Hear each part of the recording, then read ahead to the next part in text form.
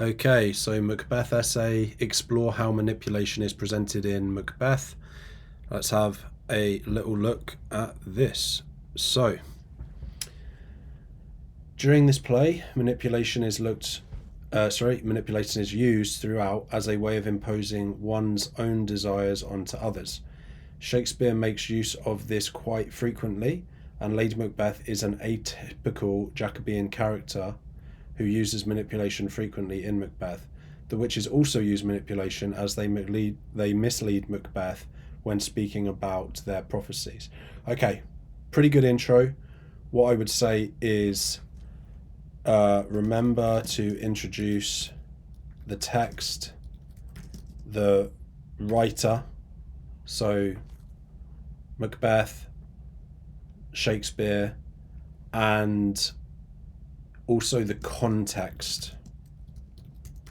So how the Jacobean character would have been atypical, you might include patriarchal values, or it was unusual for women basically particularly to be manipulative according to their values. And you might briefly introduce a little bit more about the supernatural as well. So you might talk about James I, his views on witches and witchcraft, possibly the gunpowder plot, just brief mentions of some of the specific context. You don't have to go into lots of detail at this point, but just let the examiner know some of the context you're looking to include. Lady Macbeth uses manipulation in the play as a way of getting Macbeth to do what she wants. She questions his manhood, perhaps mockingly, by saying, "When you wouldn't do it, then you were a man." So this quote is a little bit wrong. It's "when you durst do it, then you were a man." So be careful to get the exact words on the quote. Having slight mistakes is okay, but that's a fairly large, modernization almost of the text. So be really careful of that. This is almost a suggestion of lost bravery, and Lady Macbeth guilt trips her husband to coerce him into the idea of killing Duncan. An attack on Macbeth's pride would have hurt him, and he would have felt great shame. At the time, Macbeth would have also followed the code of chivalry, which meant that one would act with bravery, strength, and skill. If Macbeth were to not go ahead with his plan of murdering Duncan, it would mean that he has not followed the code of chivalry. Instead of being a brave and confident warrior, he would be a scared and fearful man. The image we get of such a man connotes failure and cowardice.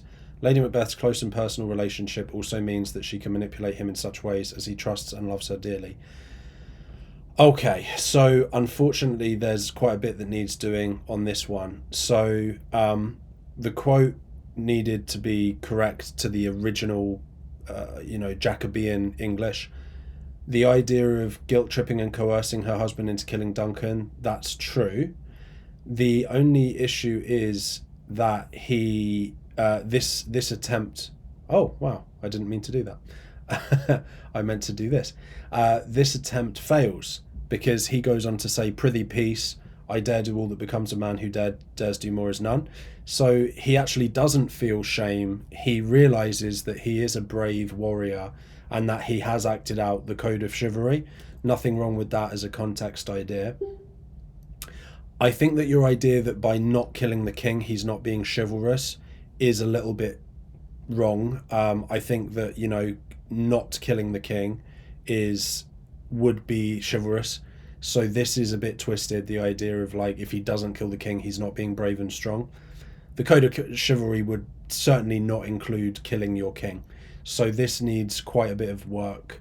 What I would do is I would talk about how she fails to manipulate him on the bravery side of things, and so then she moves on and questions his loyalty and she says, "I would have dashed the brains out of a baby, yeah, in order to be loyal to you, Macbeth." And that is what actually manipulates him at first.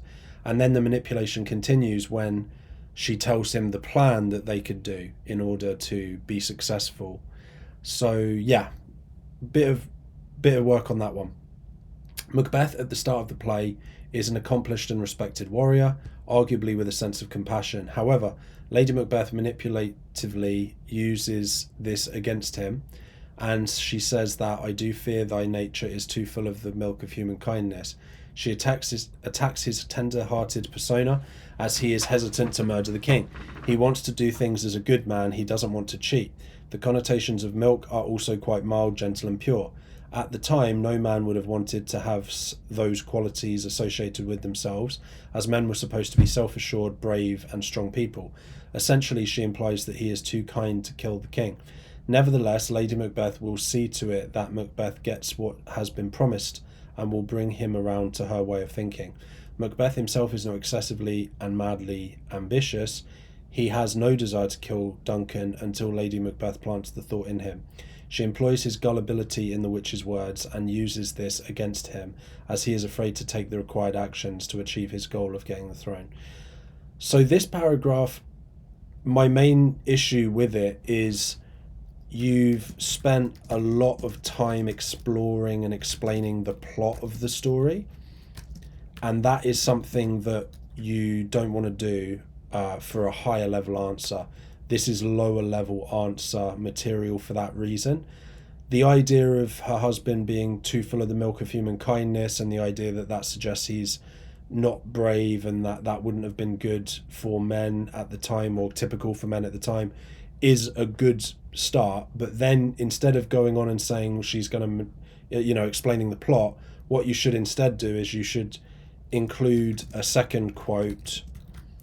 One suggestion I have is pour my spirits in thine ear.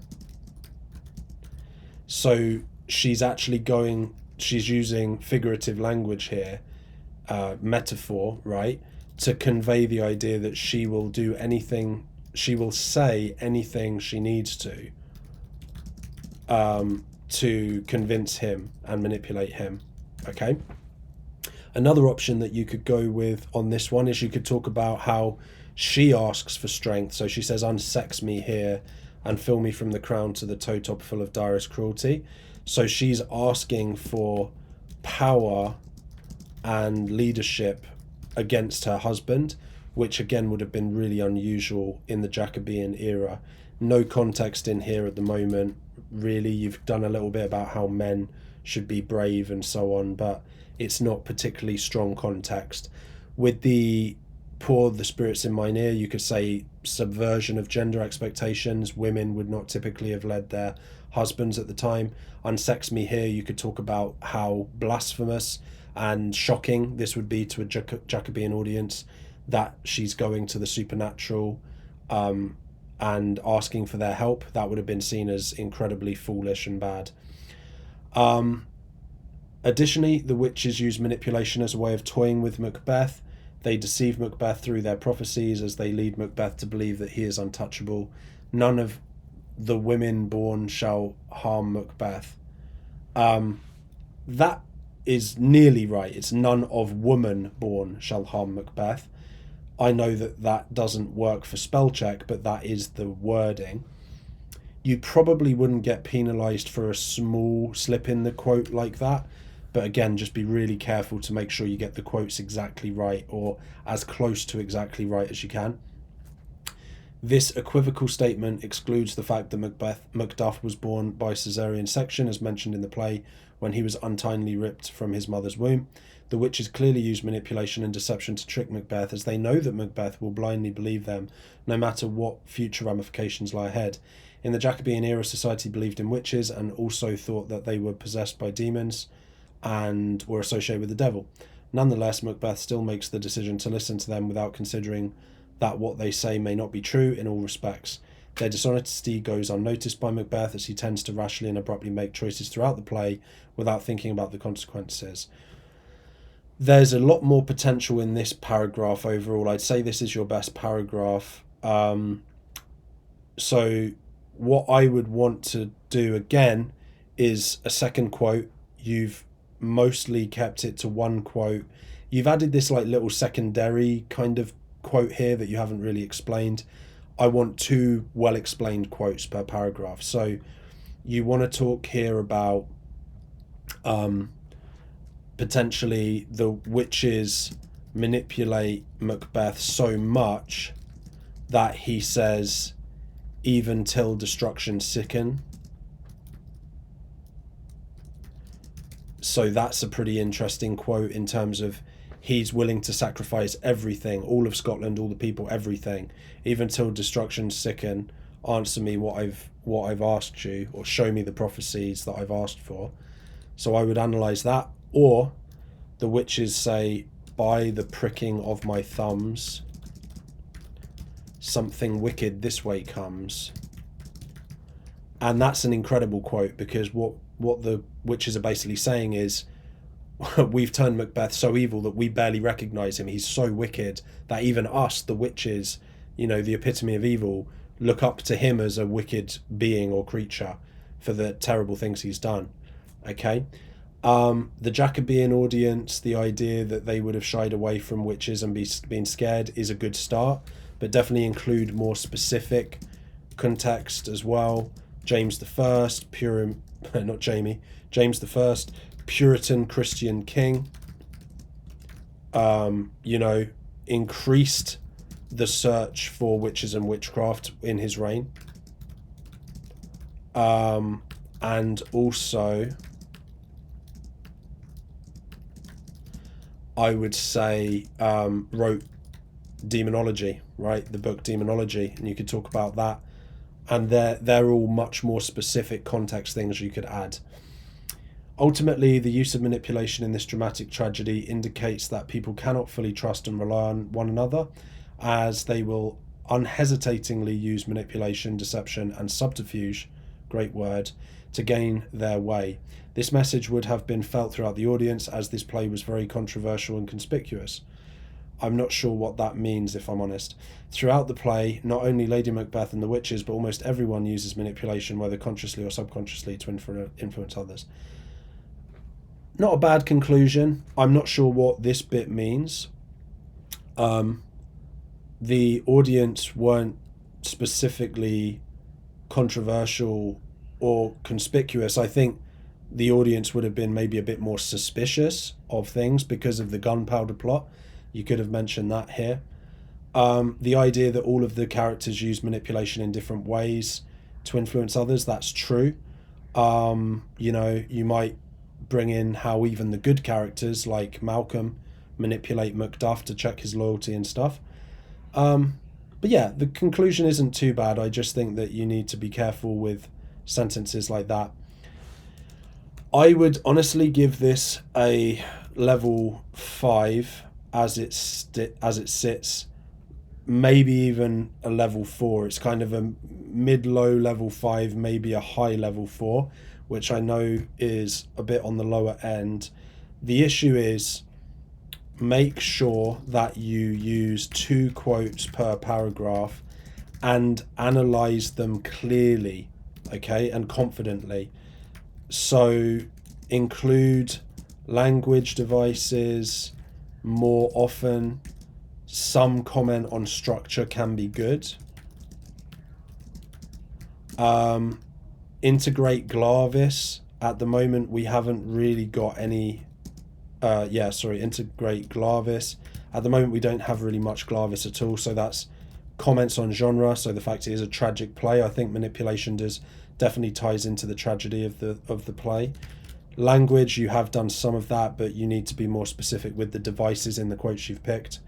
Atmosphere, you need to talk about potentially the tone that is created by some of the manipulation. For example, when Lady Macbeth is plotting and saying how she thinks her husband is too kind, there's a really quite sinister tone behind that. She's plotting against him. The voice of the characters, obviously that changes across time, how the characters' voice change. You could talk about Macbeth's voice. He becomes more and more desperate to get answers as he's more and more manipulated. Ideas, so you could tie in the theme of manipulation to the supernatural, the theme of manipulation to corruption or the fall arc of Macbeth, that sort of thing. And as I mentioned, try and add a bit more structure. Okay. So that's where we're at with that. I hope that was helpful. And yeah, that's all I really have to say about it. Thanks.